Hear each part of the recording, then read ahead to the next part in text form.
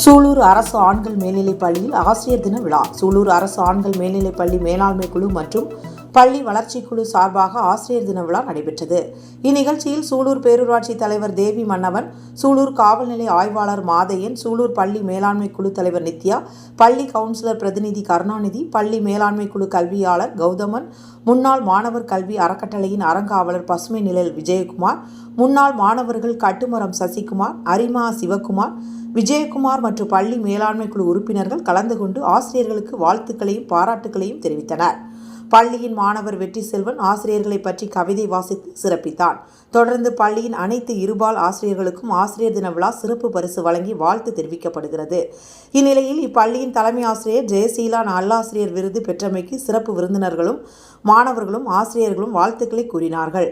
இதற்கான ஏற்பாடுகளை ஆசிரியர் பிரதிநிதி ஞானசுந்தரி, பள்ளி நாட்டு நலப்பணித்திட்ட அலுவலர் கதிர்வேல் நிகழ்வினை ஏற்பாடுகளை செய்து நன்றி கூறினார்.